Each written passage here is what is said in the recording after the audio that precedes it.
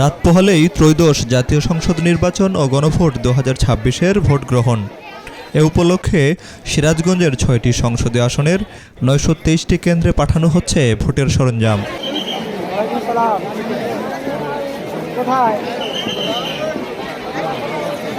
আজ বুধবার সকালে জেলার 9টি উপজেলায় সহকারী রিটার্নিং কর্মকর্তাদের কার্যালয় থেকে কেন্দ্রে কেন্দ্রে পাঠানো হচ্ছে এসব ভোটের সরঞ্জাম।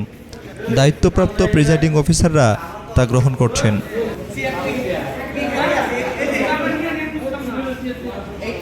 এদিকে ভোট গ্রহণ উপলক্ষে বাড়ানো হয়েছে নিরাপত্তা।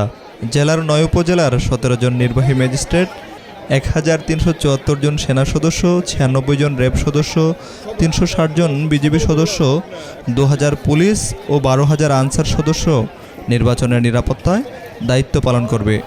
আমাদের কিন্তু সিরাজগঞ্জের সার্বিক যে আইন শৃঙ্খলা পরিস্থিতি নির্বাচন পূর্ব সময়ে সেটি আল্লাহর অশেষ রহমতে ভালো রয়েছে এবং এখন পর্যন্ত অনেক ভালো পরিবেশ রয়েছে এবং নির্বাচন যাতে ভোটাধিকার প্রয়োগ করতে পারে ভোটাররা, তার জন্য যা যা করা দরকার সেই পরিবেশ আমরা সৃষ্টি করে যাচ্ছি এবং সেটা আমাদের অব্যাহত থাকবে।